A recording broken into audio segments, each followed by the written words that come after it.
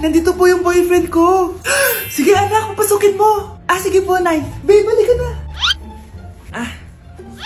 Hello po, tita. Eto ba yung driver niya, anak? Boyfriend ko yan. Anong driver, Nay? Boyfriend mo to? Halika nga dito, anak. Ano ba yan, anak? Magbo-boyfriend ka na nga lang. Pangit pa. Nay, ano ka ba? Mayaman yan. Siguraduhin mo lang, ha? Ikaw pala yung boyfriend ng anak ko? Opo, tita. Malaki ba bahay mo? Wala po akong malaking bahay. Ganun ba? Ayaw kita sa anak ko. Nay, ano ba? Kasi sa mansion po ako nakatira. May kotse ka ba? Syempre po. Baka yung mura lang yan, ha? Lamborghini lang po. Oh, sabi ko sa inyo, Nay, mayaman yan eh. Meron po akong regalo sa inyo, tita. 1,000,000 po para sa inyo.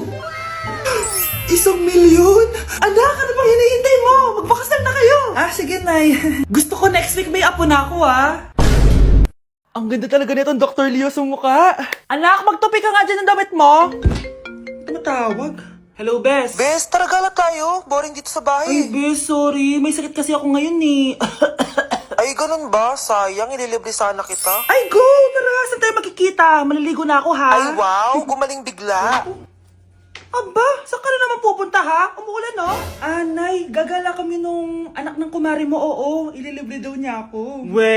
Gamitin mo tong Dr. Leo Ultra Facial UV Protector Sunscreen. Ha? Umuulan naman na eh. Yes, kahit umuulan, kailangan mo pa rin mag-sunscreen. Super love ko talaga tong Dr. Leo na sunscreen. Effective sun protection to kasi this has SPF 50+, PA4+. Waterproof at sweat resistant din to. Plus, it also locks in skin moisture. Di ko expect na super lightweight lang pala neto. Super fresh din sa feeling and of course, suitable for all skin types. Grabe na, ang glowing ng skin ko. Tapos nawala din yung pagkadal and dry ng skin ko. Diba? Sabi ko naman sa'yo eh. Ito, sa'yo na to. Mag-ingat ka ha.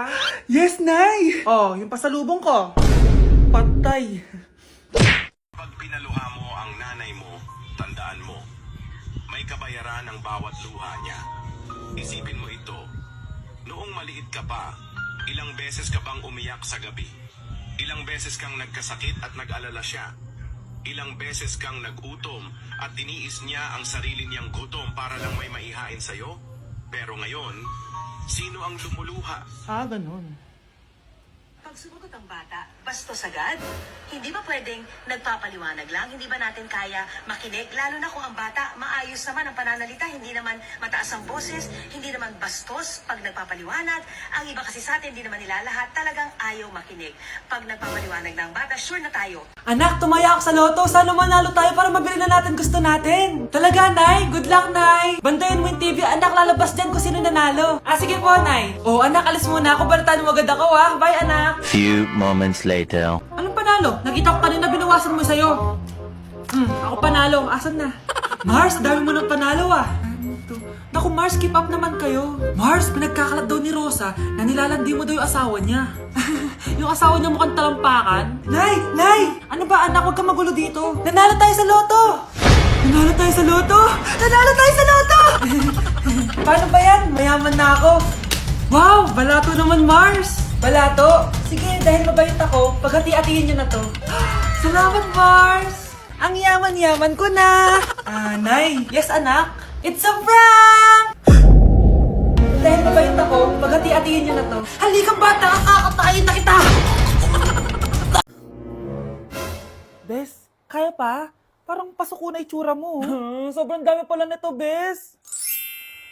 Grabe, ang fresh mo pa din. Paano yan? Huwag ka maingay, Bes. Eto ang sikreto ko. G2G Perfect Cover Cushion. Perfect talaga to kasi lightweight na and high coverage pa. Tignan nyo naman. May 3 shades to and ang shade ko ay ang custard. Try nating basain yung face ko. Ayan. Diba? Ang hirap tanggalin. Love na love ko talaga to kasi waterproof, long-lasting, and transfer-proof. Plus, skincare infused din to kaya hulas-proof talaga. For only 345 pesos lang to. Wow, ang affordable naman yan, Bes. Bibili ako niyan. Eto, Bes, sa'yo na to para fresh tayo bukas sa exam. Salamat, Bes. The best ka talaga.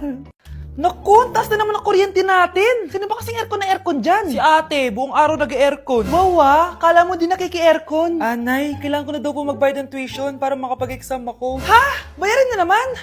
Sige anak. Nay, due date na pala ng internet natin. Baka maputulan tayo. Isa pa yan. Naku, sabay-sabay na. Oh, wala na naman pala naman to ref natin. Naku, kailangan na natin mag-grocery. Nay, nagpadala na daw si tatay. Ay, buti naman.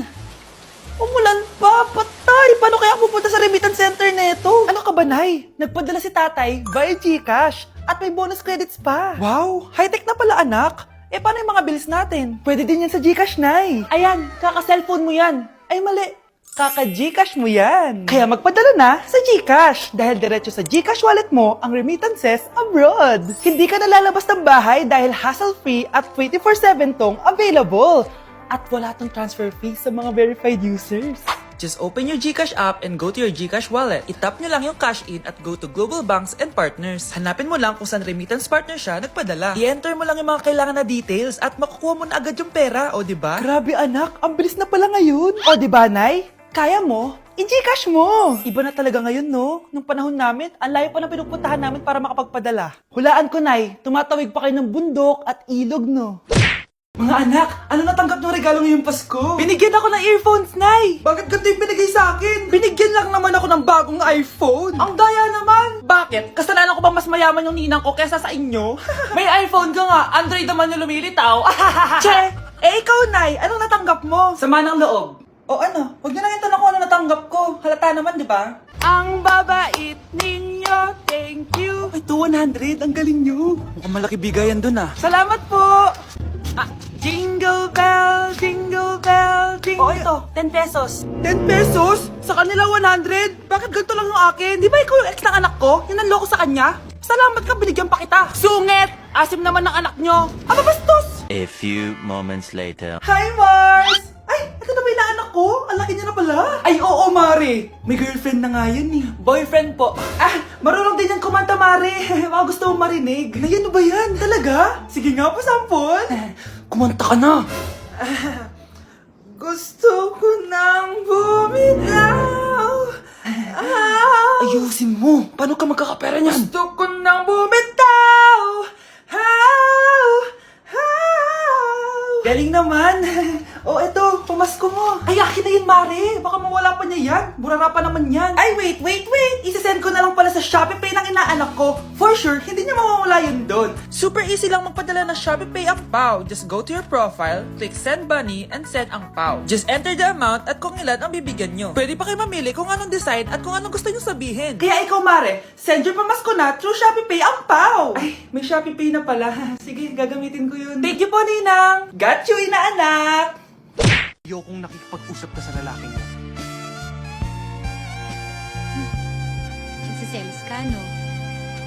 Mali man ang ikaw ay ibigin ko. Anak, ano naman yung ginagawa mo? Hulaan ko. Uso na naman yan, no? Ah, oo, Nay. Uso to ngayon si Shrek. Ang cute niya kasi. Talagang juwang-juwa ka na, no? Eto na lang si Badong yung juwain mo. Hi, Scarlett. Wag na lang magjowa, Nay. Mas pipiliin ko pa si Shrek kesa dyan, no? Arte neto.